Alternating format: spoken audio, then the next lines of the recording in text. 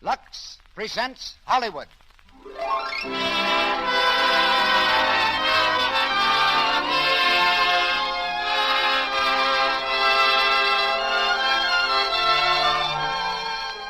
The Lux Radio Theater brings you Barbara Stanwyck, Brian Ahern, and Ida Lupino in Wuthering Heights. Ladies and gentlemen, your producer, Mr. Cecil B. DeMille.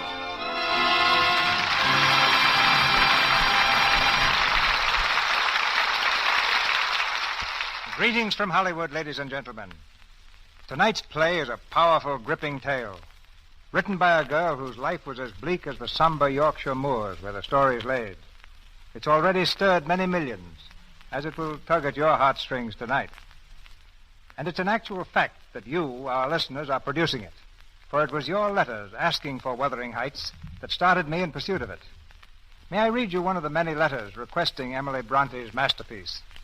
This letter says, I'm wondering, could you give us Wuthering Heights? If I thought my request could be granted, I should be thrilled to the skies. I think it's one of the greatest love stories that's ever been told, and leaves you with something to think about.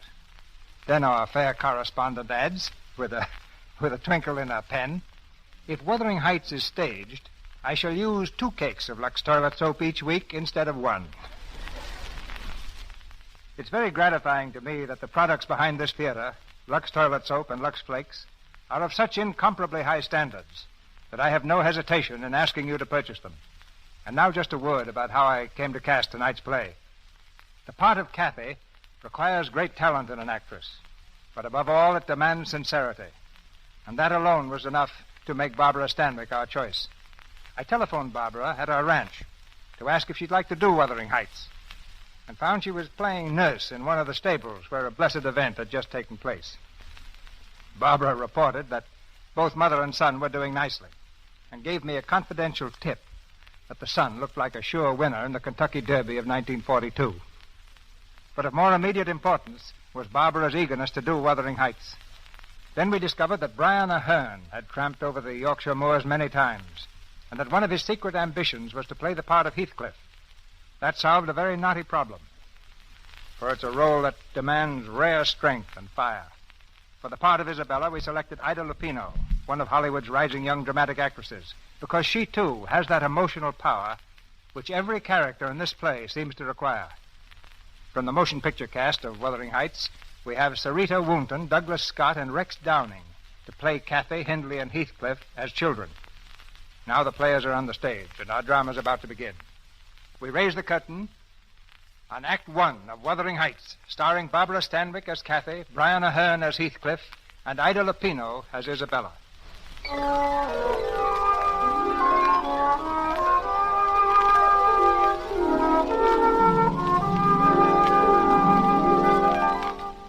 Desolate and lonely are the rolling moorlands of England, where in the winter night the snowdrifts stand like giant specters in the teeth of screaming gales.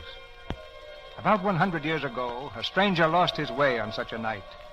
Freezing, blinded, and stumbling, he saw at last the fitful lights of an old manor house, aged and crumbling on the hillside. He knocked desperately at the door. It was opened by a doddering old butler who stood staring at him. Then, without a word, he led the stranger into the musty living room, where, in the dim candlelight, a man and 2 women sat without moving. The man was tall and dark-skinned like a gypsy. On his face, the stamp of years of bitter suffering. At his feet, a great dog growled ominously. At last the man turned and spoke. Who are you? And what do you want? My name's Lockwood. I've lost my way on the moors. Down, Wolf, down. Strangers have no business on the moors at this time of the year. And no business here at any time. But I couldn't find the village. A man could die out there on a night like this. I'm afraid I shall have to presume on your hospitality until morning. Do as you please. I beg your pardon. Now, don't keep accommodations for visitors. You'll have to sleep with one of the servants. Heathcliff, you can't. He's our guest. Then suppose you attend to his comfort. Ellen, show the gentleman to the guest room, please. The guest room, mistress? Yes, there's no other place. Yes, mistress. This way, sir.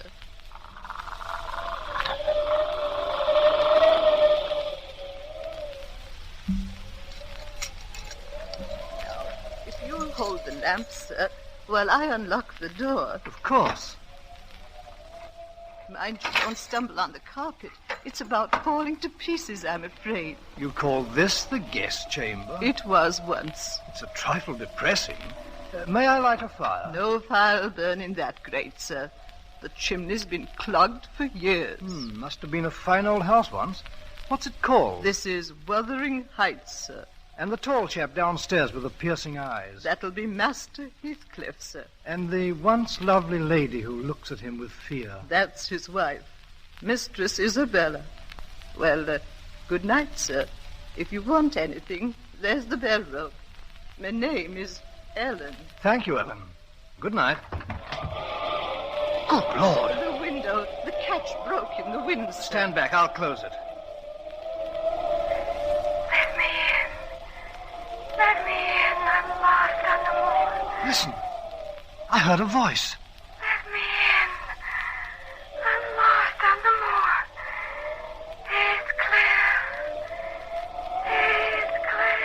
Heathcliff. Good heavens. A hand. A cold hand grabbed my wrist. A hand? Didn't you hear the voice? A woman shouting she's lost on the moor. What's going on in here? A voice out there, a woman crying that she's lost. Then she's come. She's come again at last. Cathy, wait for me. Wait for me. He's not going out there in that storm. I'm coming, Cathy. This is insane. Come back. Close the window, sir. But that man out there. Close the window. Am I mad? Why did he go out there? What was that voice? You heard him call her name. It was Cathy. Cathy? Who's she? Cathy is a girl who died. I don't believe in ghosts, if that's what you mean. I don't believe in phantoms sobbing in the night. You don't believe. Perhaps if I told you her story, you'd change your mind about the dead returning. Tell me her story. It all began the time I came to Wuthering Heights as a servant. That was 50 years ago, in 1790. The place was different then, a sweet, well-kept estate. Mr. Earnshaw was master, a fine man who dearly loved his two children, Cathy and Hindley. One day Mr. Earnshaw returned from Liverpool with a foundling boy he had picked up. A dark, savage-looking gypsy lad with the most dreadful marks of beatings on his back. Mr. Earnshaw called for me the moment he arrived. Give him a good scrubbing, Ellen, and put some of Hindley's clothes on him. Yes, sir. Come with me, lad. Don't touch me. Let me alone. Goodness. Now, son, Ellen won't hurt you. You're safe here. No one will ever beat you again, and you'll always have plenty to eat. Papa's home. Papa's Get home. out of my way. Hello, Father. Well, Hindley. Well, Cathy. Papa, who's that boy? Yes. Who is he, Father? Children, this little guest will pay us a visit for a time, as long as he wants a home here. He's dirty. Look at him. Cathy, don't make me ashamed of you.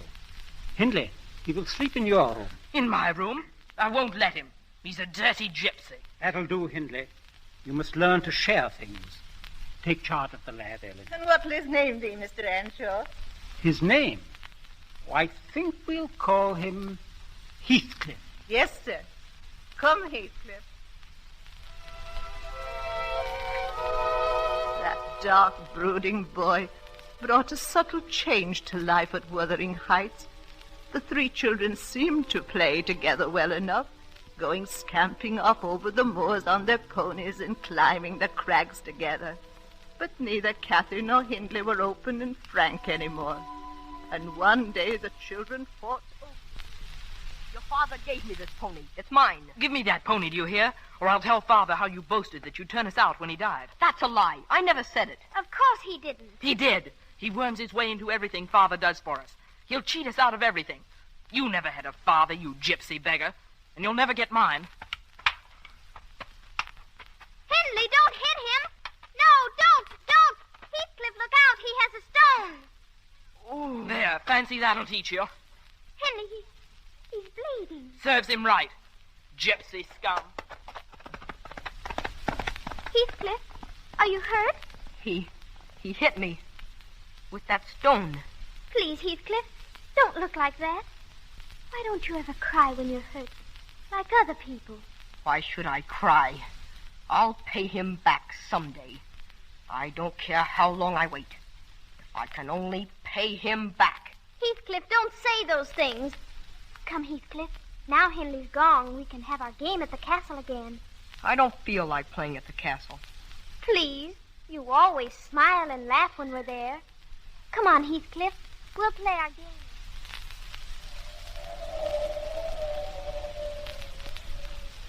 Don't frown so, Heathcliff. Sit here beside me on the stone, and we'll look out over the moors. This is our castle. Castle? It's Penistone Crag, and you know it. It's not either.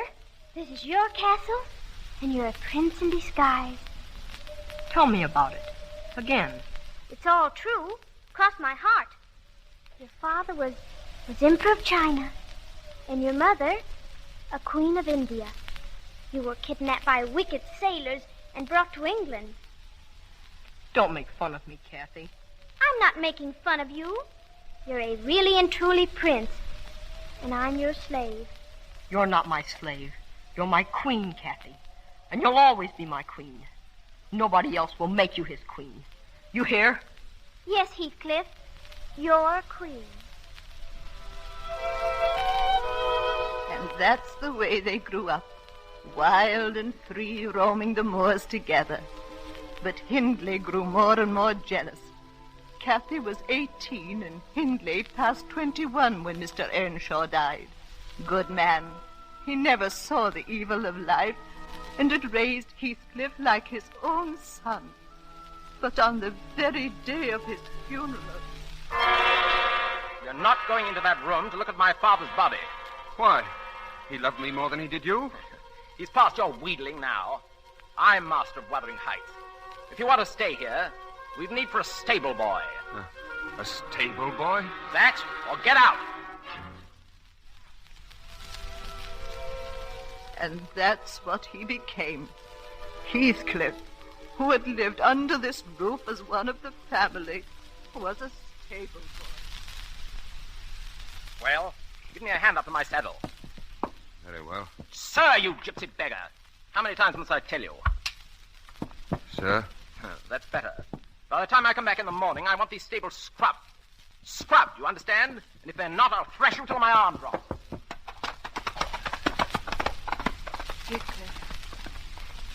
Heathcliff. Yes, Cathy? Heathcliff, I heard him. How much longer are you going to stand for this?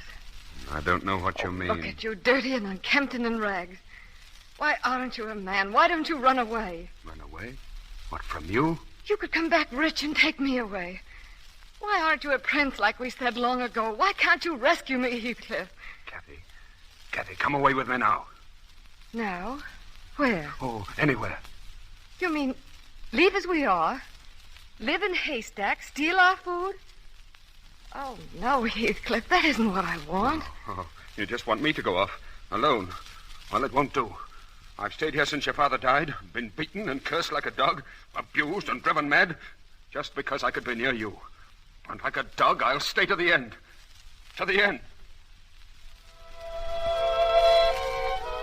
Yet Heathcliff did run away. The curses and insults were too much even for his great love, and he disappeared. Cathy found a new world in her first introduction at Linton Manor, with Edgar Linton and his sister Isabella, both Cathy's age. Music and laughter were there, shining eyes and dancing, and with his escape from Wuthering Heights. Edgar Linton fell madly in love with Cathy. They were constantly together. Then, one evening, Edgar brought Cathy home in the pony cart. As quickly as I could, I tried to warn you. My hand down from the cart, Miss Cathy? Thank you, Edgar. Oh, Ellen, we had the most marvelous time. Judge Linton had guests from Liverpool. Cathy, come here. Excuse me, Edgar. Certainly. Something wrong, Ellen? Heathcliff's back. Heathcliff? When did he come? Last night. He talked so strange. Here he is now. Hello, Cathy. Heathcliff.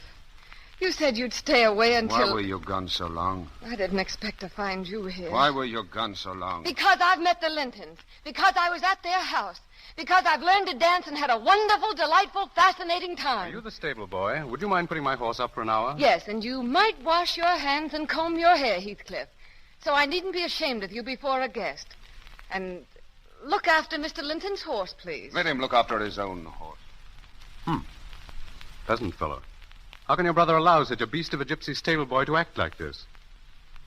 Beast of a gypsy stable boy? Of course. A roadside beggar giving himself airs of equality. What do you know about Heathcliff? Judging from this performance, all I need to know. He was my friend long before you. That blackguard? Blackguard and all. He belongs under our roof, and you'll speak well of him or get out. Cathy, are you out of your Get senses? out, I said, or stop calling those I love names. Those you love? That stable boy? Yes. Cathy, do you realize what you're saying? I'm saying I hate you. I hate the look of that milk-white face. I hate the touch of your soft, foolish hands. Some of that gypsy's evil soul has got into you, I think. Yes. Some of that beggar's dirt is on you. Yes, now get out. Get out, Cathy, get out. Cathy, please, come back. Kathy, Oh, Ellen, where is he? Where's Heathcliff? Tell me. he's across the moors towards Penistone Crag. Heathcliff.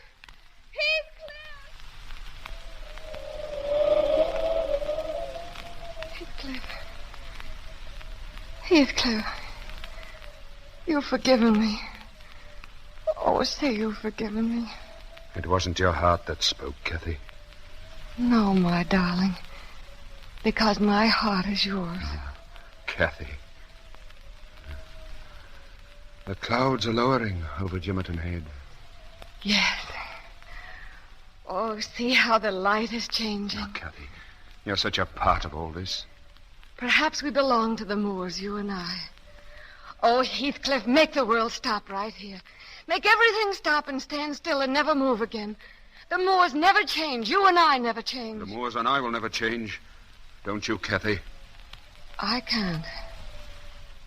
No matter what I say or do. This is I forever. Cathy. Oh, smell the heather, Heathcliff. Fill my arms with heather, all they can hold. Cathy, you're not thinking of that other world Oh, now? don't talk, darling, don't talk. All this might disappear.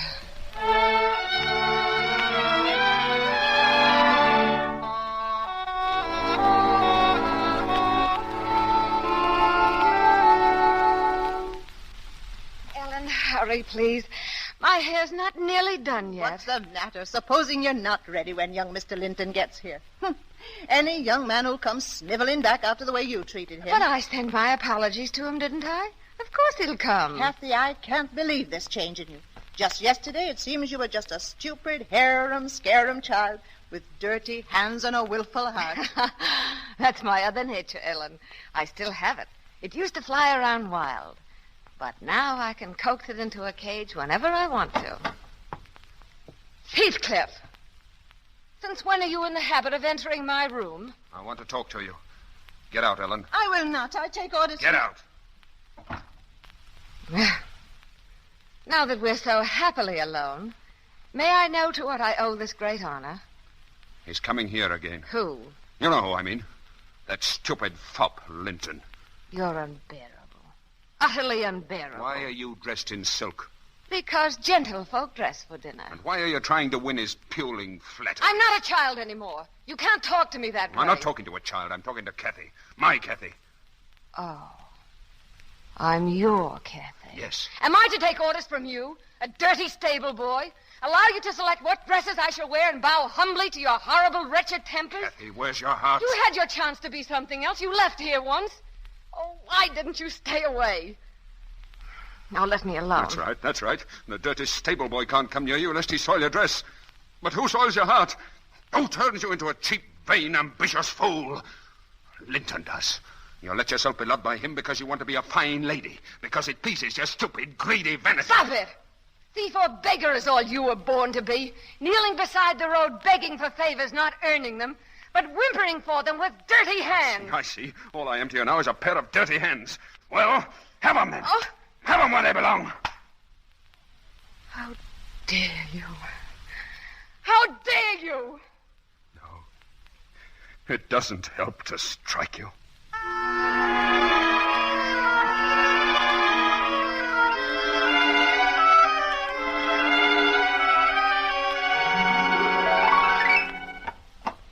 Well, Heathcliff, I'll thank you to stay out of my kitchen.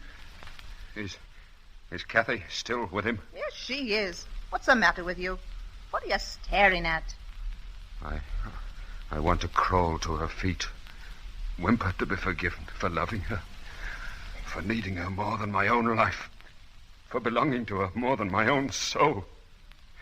I want to beg for a smile. I don't care if she loves Linton or whom she loves, if only she'll look at me and say my name. Oh, Heathcliff, you... Ellen! She's coming now. Get out, Heathcliff. I'll wait outside the door. No, you can't. I want to be where I can see her and hear her. Heathcliff. Ellen, where are you? Oh, here you are. Yes, Miss Cathy. Has Mr. Lynchon gone? He just left. Oh, Ellen, I've some wonderful news Well, for the you. kitchen's no place for that dress. Come inside. No, listen. Edgar has asked me to marry him. What did you say? Well, I'm to give him my answer tomorrow. Cathy, do you love him? Of course. Why? Now, isn't that a silly question? Because he's handsome and pleasant to be with. Not enough. Well, then, because he'll be rich someday, and I'll be the finest lady in the county. Oh, Ellen, it would be heaven to escape from here. What about Heathcliff? Heathcliff. Ellen, you know he gets worse every day. It would degrade me to marry him. I wish he'd never come back. What was that? I think... Oh, nothing. The wind, perhaps. Well, my darling, if Master Edgar and his beautiful home mean heaven to you, you'd better enter that heaven and take your place among the Linton angels. The only thing is, I wonder if I belong in heaven. I dreamed once I was there. And I broke my heart with weeping to come back to earth, to the bleak moors. And I awoke, sobbing with joy, on top of Wuthering Heights. And so, you see, Ellen, I suppose I've really no more business marrying Edgar Linton than I'd have in heaven. But, oh, Ellen, what can I do? You're thinking of Heathcliff? Who else? He's sunk so low. He seems to take pleasure in being mean and brutal, and yet he's more myself than I am. Whatever our souls are made of, his and mine are the same. Everything he's suffered, I've suffered too. The little happiness he's known, I've known. If everything else in the world died, and only Heathcliff remained, life would still be full for me. Who was that? Ellen, I heard... Miss Cathy. Miss Cathy. Yes, Joseph. Heathcliff's taken Master Hindley's best horse, and he's gone. Gone?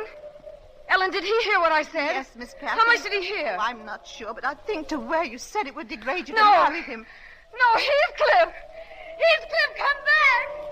Come back, Heathcliff!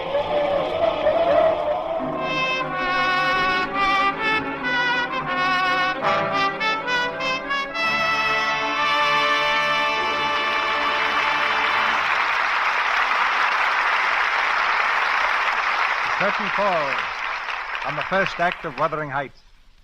Stormy conflict and adventure lie ahead for Cathy and Heathcliff in the second act of our play. But this is intermission time, and Mr. Ruick is going to tell you a little story that he told me at rehearsal yesterday.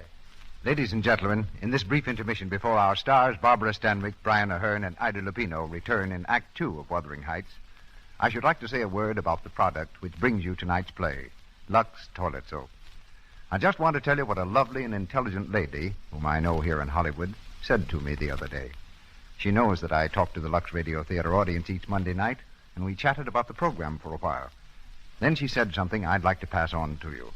She told me that she thought I ought to tell our women listeners of her own experience with Lux Toilet Soap. You'll be interested to know that the lady in question was Joan Bennett. She said, I think you could be even more emphatic than you are about your soap. Here's what I mean. For example, some years ago, I used to buy an expensive soap. Then I found Lux Toilet Soap in a neighboring star's dressing room and tried it. I liked it better than the soap I'd been using. It seemed milder, gentler, and it agreed with my skin. Well, since then, I've been one of your most enthusiastic users. And here's what seems to me so marvelous. For a few pennies, literally, I get a beautifully made, subtly perfumed complexion soap that I like better than the very expensive one. Why don't you tell women what a bargain Lux soap is? It is interesting to realize that for a few pennies, any woman can buy the very same soap that the lovely screen stars use, 9 out of 10 of them, to help keep their complexions lovely. I'm sure I don't need to remind the women in our audience that taking care of your complexion, making the most of your looks, pays rich dividends in the admiration and love of those around you and in bringing you romance and keeping it. No woman ever quite outgrows the longing for romance, the need for it. No woman ever grows tired of hearing the lovely things that loveliness makes people say. There's a song you may remember that says the kind of things I mean exceptionally well. If there is someone lovelier than you, then I am blind, a man without a mind. If there is someone lovelier than you. But no, I am not blind. My eyes have traveled everywhere in hope that I might find a creature half so fair. If there is someone lovelier than you. By all that's beautiful, such beauty can't be true. Our producer, Mr. DeMille. Act 2 of Wuthering Heights, starring Barbara Stanwyck as Cathy, Brian Ahern as Heathcliff, and Ida Lupino as Isabella.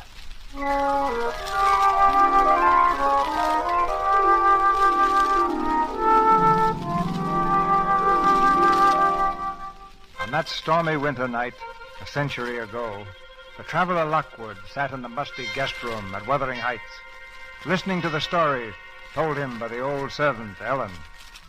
Outside, the wind swept over the moors, shaking the ancient house to its foundations.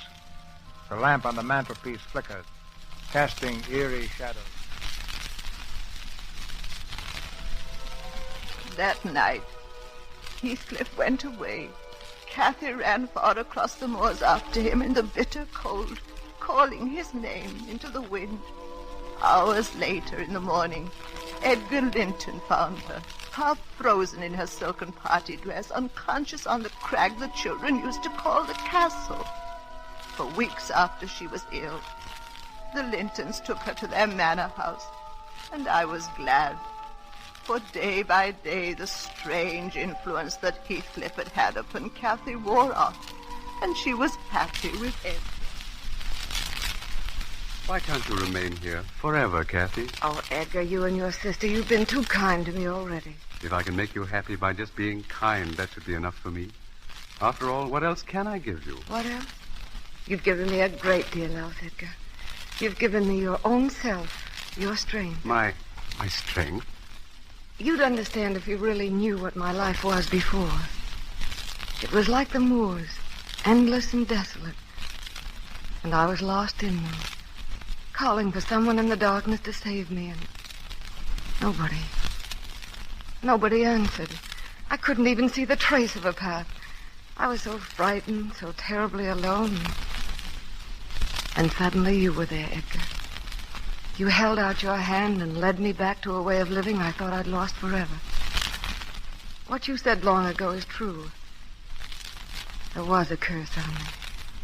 It kept me from being myself, or at least what I wanted to be. And that kept me from living in heaven. There. Do you understand now? Cathy, my darling, let me take care of you forever.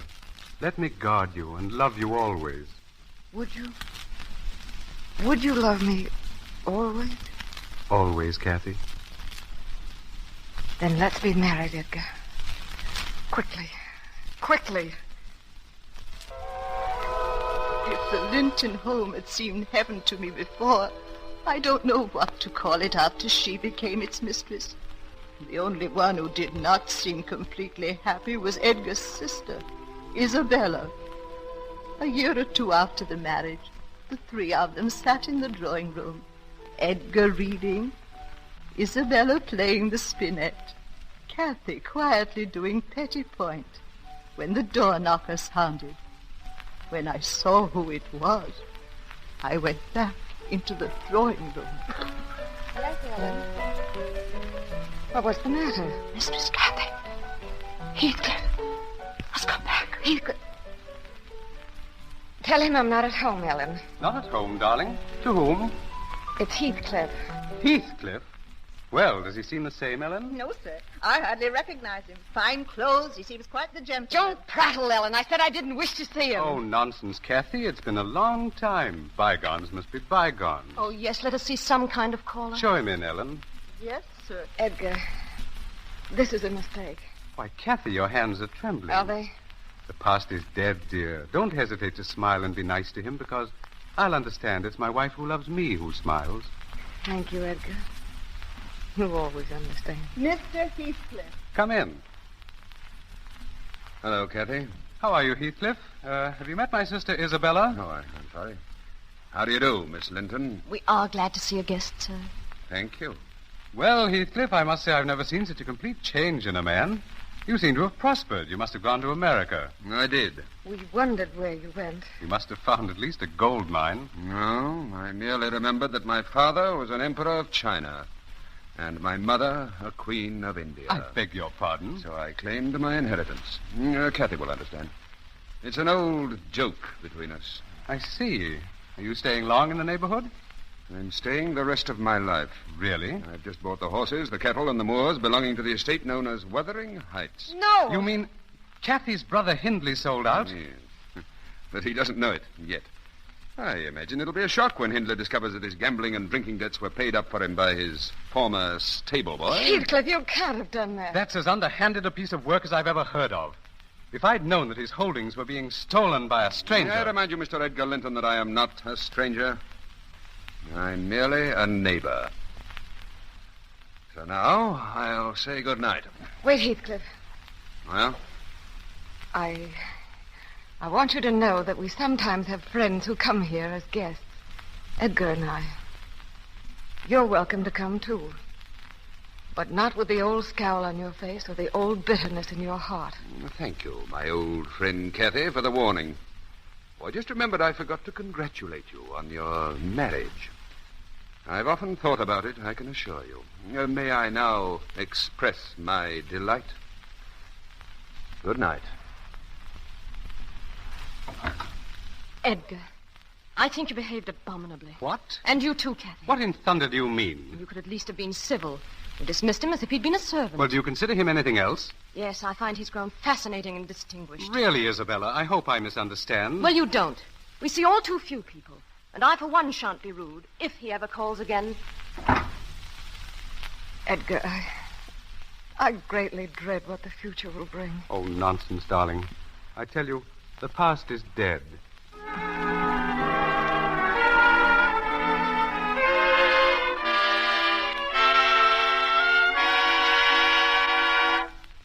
That's all, Joseph. You'll stay on, of course. Thank you, sir. Shall I pack Master Hindley's things? Oh, just move him out of the master's bedroom. He'll remain under this roof. Master Hindley, sir? Oh, yes. He gave me a roof once when I needed it. I take it he's drinking a great deal. Yes, sir. Though Dr. Kenneth has ordered him not to. I'll give him all the drink he wants. Yes, sir. A lady is waiting to see us, sir. A lady? From Linton Manor, sir. Why didn't you tell me? In the future, announce visitors at once. Oh. Miss Linton. Are you disappointed, sir? Oh, not at all. Well, I was passing by, and my horse went lame. I see. Mr. Heathcliff, I want to tell you I'm furious with my brother and with Cathy. They received you most shamefully last night. Your brother didn't send you with this apology, did he? Oh, no. No, in fact, he's forbidden me to. To speak to me, eh? Well, yes. And Cathy also forbade you? Yes. Ah. Then in all the moorland, you're my only friend, hmm? Well, I would like to be. Thank you. Miss Linton, I enjoy frankness. You didn't come here to apologize, and your horse didn't go lame. Why? You came because you're lonely, because the house you live in is too happily wedded for an outsider, and because it's no joy to ride the moors alone. Is that right? Yes. Then you needn't be lonely anymore, my dear. Oh. What, you think it's strange that I should kiss you? Well, I don't know. You hated it? No. Yeah. I see you like frankness, too.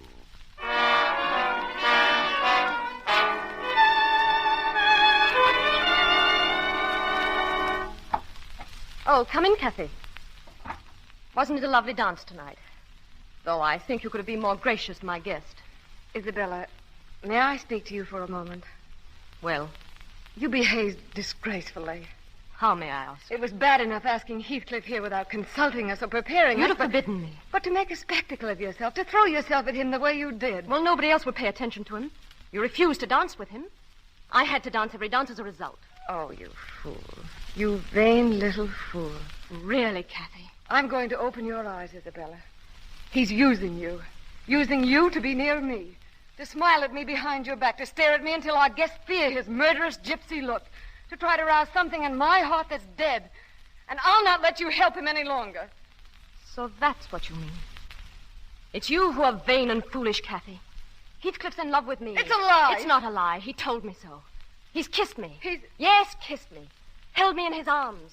Told me he loves me. Oh. I'm going to your brother. Yes, go to Edgar. Tell him Heathcliff asked me to marry him. And that I've said yes.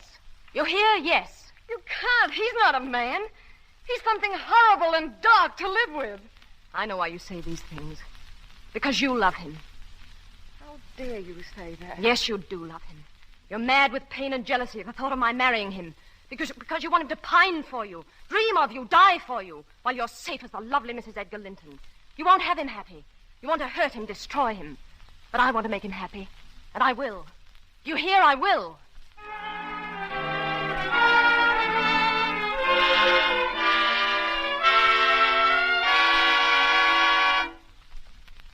Sit down, Cathy. Well, I won't say I'm not surprised to see you. Heathcliff, is it true? Is what true? Did you ask Isabella to marry you? Oh, Heathcliff, you mustn't do this villainous thing. She's never harmed you. No, but you harmed me. Then punish me. And that's what I intend to do. I don't understand. Every moment I hold her in my arms, when I kiss her, when I promise her life and happiness, you'll be punished. You'd marry her to do that? Yes, to teach you the ways of pain and the hell that I'm in. Oh, Heathcliff, you can't.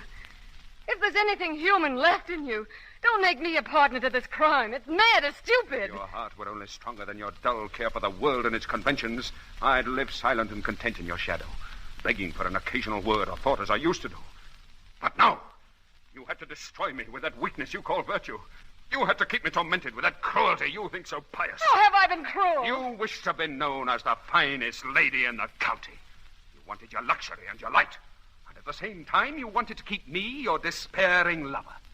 Well, now that I am returned, had you given me the smile of love, I might have been content.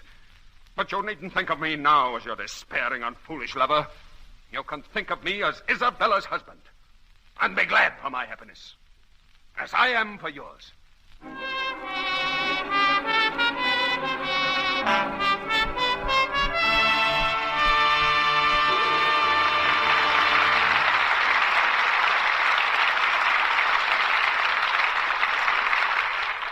So ends the second act of Wuthering Heights. In a moment, we hear Act 3, and the dramatic way in which the love of Cathy and Heathcliff seeks its own solution.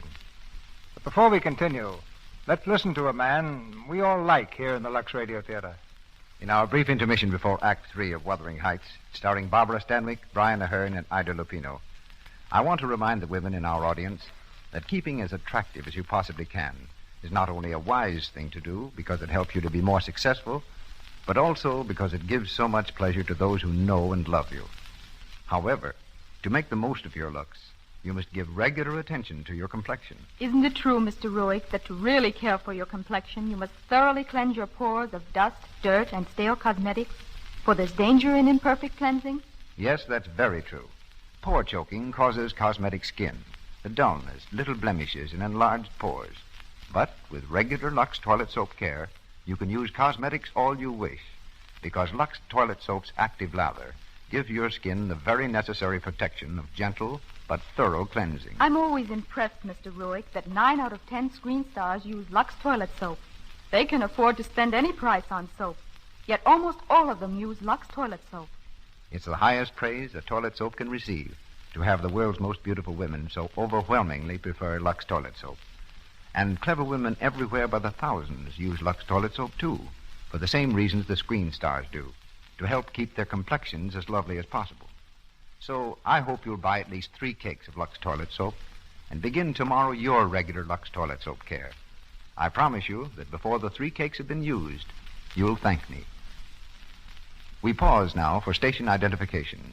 This is the Columbia Broadcasting System.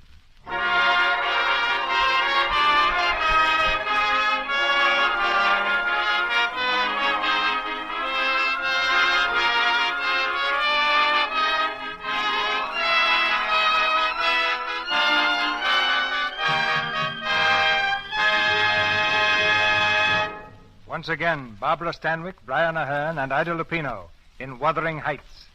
In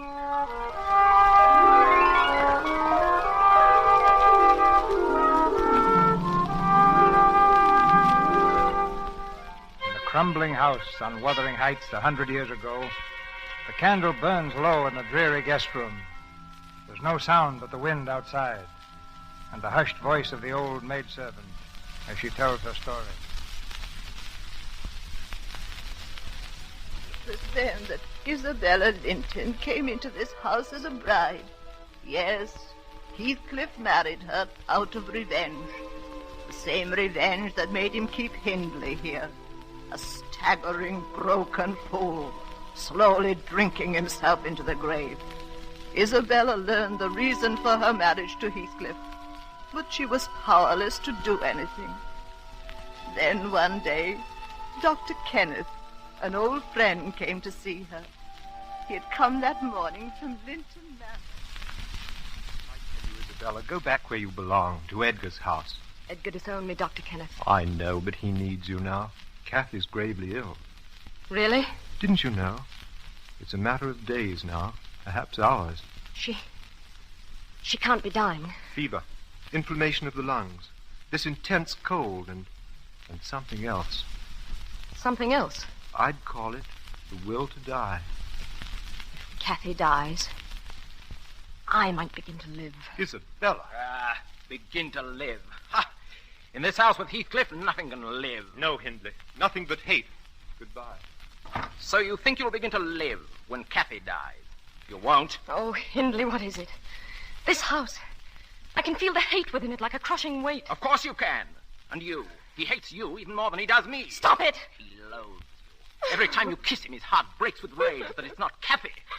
Isabella, why don't you do what I've been too weak to do? Kill him. Don't talk to me. Get away! While there's still time to save your immortal soul. Well, Hindley.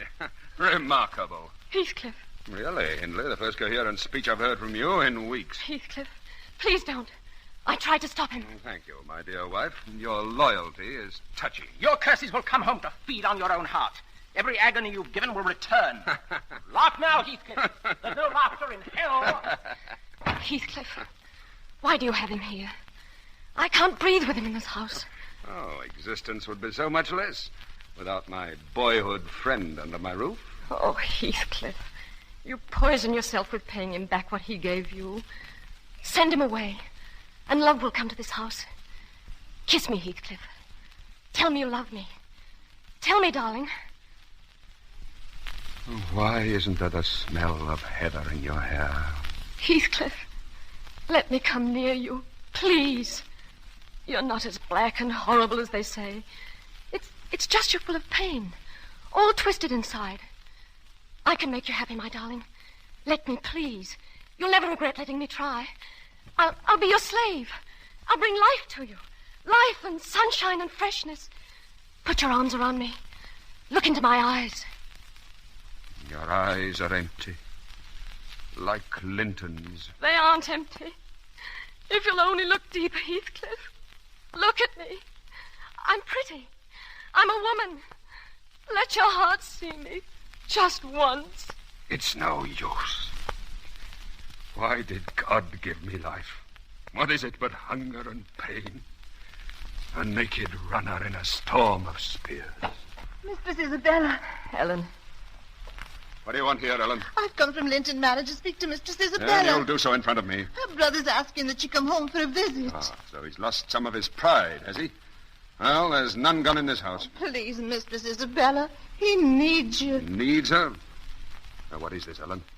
Why does he need her? Let go of me. Cathy's ill. Yes, She's dying. Tell me the truth. yes, she's dying. Die. Joseph! You're not going, Heathcliff? Yes, Master Heathcliff. Saddle my horse at once. No, she belongs to Edgar. She belongs to me. If she's dying, let her die in his arms where she belongs. Let her die! Let her die! Now, who speaks of hate? Get out of my way. Heathcliff! No!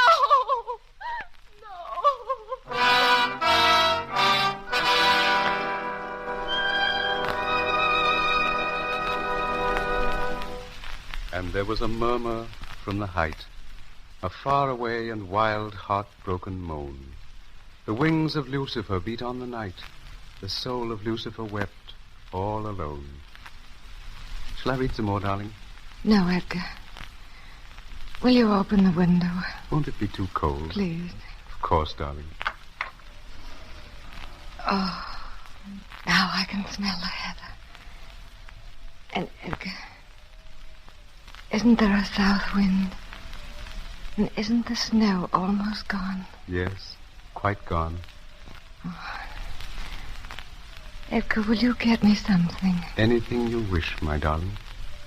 Some heather. There's a beautiful patch near the castle. Will you get it from there? What castle, Cathy? The castle on the moors, of course. Bring me some from there. You're in a fever, dear. There's no castle on the moors. Oh, there is. On the little hill beyond Wuthering Heights. You mean Penistone Crag? Yes, please go. Why do you call it a castle? Because I was a queen there once. Will you bring me the heather, darling? If you'll rest while I'm gone and sleep. You're so kind. So good. My darling. You made me the finest lady in the county. Oh, go now, please. Get me the heather so I can have it on my pillow. Sleep, my dear Cathy. I'll be back with the flower you want.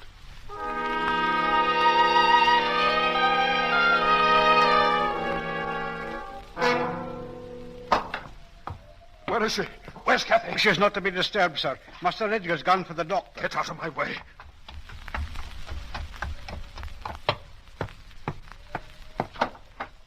Cathy. Oh, Cathy. Heathcliff. Come here. Cathy, my life. How can I bear this? I dreamed you'd come before I died. And when you came in my dream, you scowled at me once more. Cathy. Oh. Does it hurt so much to see me dying? Please, Cathy, don't hurt me. Oh. How strong you look, Heathcliff. Oh. How many years do you think you'll live on after me? Cathy, all my life, my soul. Oh, my darling, don't let me go. Oh, if only I could hold you till we were both dead. Please don't speak of death. Will you forget me and be happy when I'm in the earth? Never. Will you say, this is the grave of Catherine Inshaw. I loved her long ago and wept to lose her. But all is past. I could as soon forget you as my own life. If you die, Cathy, if you die, there'll be no peace for me, ever. Poor Heathcliff. I want to die, to escape. Oh, why did you betray your heart? Cathy, you killed yourself. My darling, hold me. Just hold me. No, I'll not comfort you. You deserve this. Heathcliff, don't break my heart. I never broke your heart, Cathy. You broke it. My tears don't love you, Cathy. They blight and damn you. You loved me. What right had you to throw my love away for the poor, fancy thing you felt for him? I found out, Heathcliff. Misery and death and all evil could never have parted us. You did that alone. You wandered off like a greedy child to break your own heart. And mine. I know, Heathcliff. Oh, forgive me. Oh, Cathy. Your poor, wasted hands. Oh, why didn't someone tell me? I forgive you. I forgive you for what you've done. I love you. I love my murderer. Carry me to the window. Let me look at the moors with you once more. Oh, my darling, once more. Yes. Yes, yes.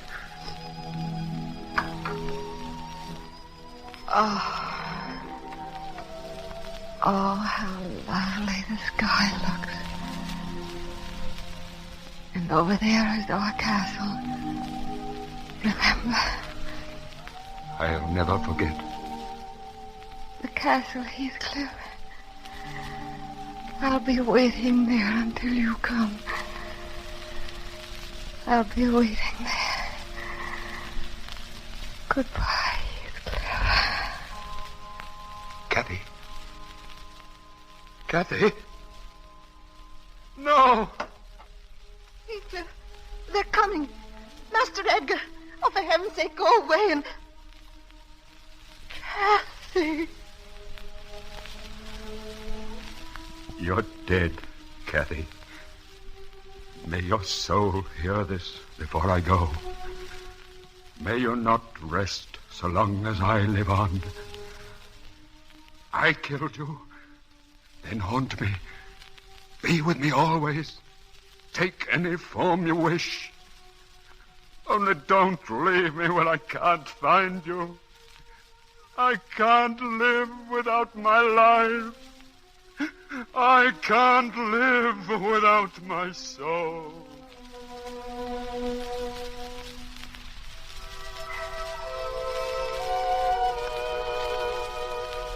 And though that was 20 years ago, I can still hear and see that wild hour, with poor Heathcliff holding the dead body of his beloved, crying out to Cathy's soul to haunt and torment him till he died. Then the strange hand that gripped my wrist last night, the strange voice that called to me was Cathy, and Heathcliff went to follow her into the storm. It wasn't Cathy herself, but her love. Cathy's love, stronger than time, sobbing for its unlived days. Who's there? Dr. Kenneth, open the door. Dr. Kenneth, what's the matter? I was just crossing the moor on my way home. Did you see Heathcliff? Yes. I saw him from my carriage. He was wandering through the snow with a woman. A woman, you say? A young woman, she seemed, and as mad as himself. They were walking through the storm with their arms about each other. I shouted at them, but they didn't hear. I was nearly up to them when of a sudden my horse reared and plunged. And then I found him, alone, lying in the snow. Heathcliff was dead. Dead? Was it by the castle? By the Penistone Crag? Yes. However did you know?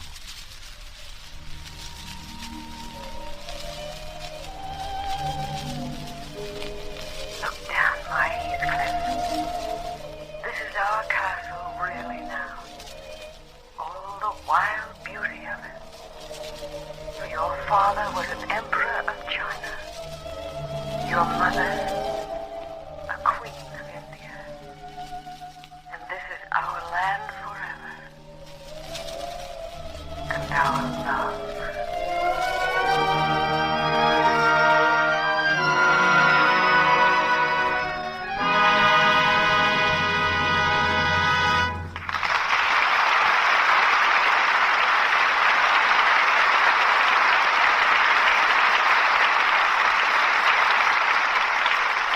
Storm and passion of Wuthering Heights fade into the dimness of 100 years ago.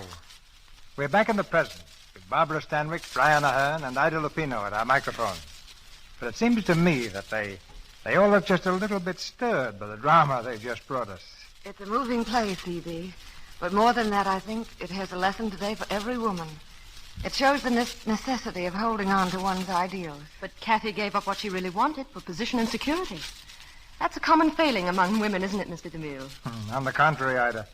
I think women are less likely than men to sidetrack their ideals. Well, whatever Cathy's faults, she was one of the most real characters I've ever come across. Yes. If you know the story of Wuthering Heights, I imagine it'd be pretty easy to hear the voices of Cathy and Heathcliff out on those moorlands when the winds begin to howl. What about it, Brian? You've been there. Well, that wind is one of the weirdest sounds I've ever heard. It's no place to be at night.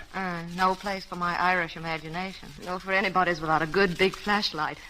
You ask me, the safest way to cross those moors is in an aeroplane. Yes. What have you been doing with your airplane, Brian?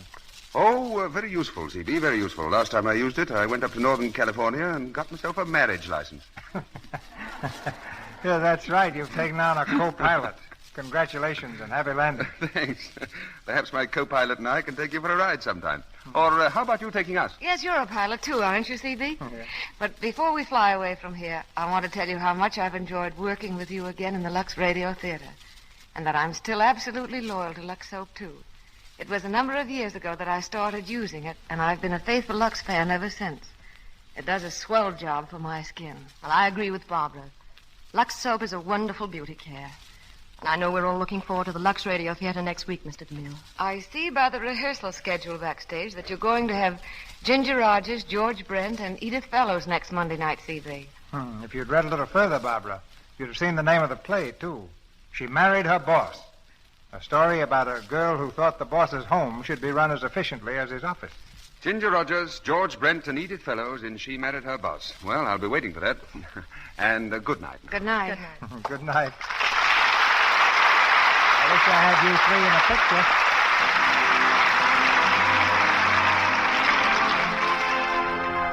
Our sponsors, the makers of Lux Toilet Soap, join me in inviting you to be with us again next Monday night when the Lux Radio Theater stars Ginger Rogers and George Brent with Edith Fellows in She Married Her Boss. This is Cecil B. DeMille saying good night to you from Hollywood. This is Melville Roy asking you to be sure to listen to the Lux daytime radio program, The Life and Love of Dr. Susan. This human and gripping story of a young, attractive woman doctor is brought to you every afternoon, Monday through Friday. For the time and station, see your newspaper. The Life and Love of Dr. Susan comes to you in addition to the Lux Radio Theater. Also heard in tonight's play were Thomas Freeburn Smith as Edgar Linton, Kemble Cooper as Hindley, Marga Ann Dighton as Ellen. Barbara Stanwyck's current film is the Columbia picture Golden Boy. Brian Ahern will be seen next on the screen in the RKO production Vigil in the Night. Ida Lupino's latest picture is Paramount Studios' The Light That Failed. Louis Silvers is from 20th Century Fox, where he directed music for The Rains Came. Here is important news for those of you who live in communities not operating on daylight saving time. If you live in a community which does not operate on daylight saving time, you will hear this program beginning next Monday night, 1 hour later than heretofore. And now, ladies and gentlemen, may I take this opportunity to announce that there's a very great treat in store for you. Tomorrow evening, over the Columbia Network, a full hour of top-notch entertainment. First, Edward G. Robinson, dynamic star of stage, screen, and radio, returns to the air, starring again in a new series of the dramatic expose Big Town with lovely Ona Munson. Immediately thereafter, the Tuesday night party, starring Walter O'Keefe, with special guest star Sophie Tucker and Bobby Dolan's orchestra. A half hour of thrills, excitement, and dramatic action, followed by a half hour of laughs, song, and music. See your local paper for the exact time and station.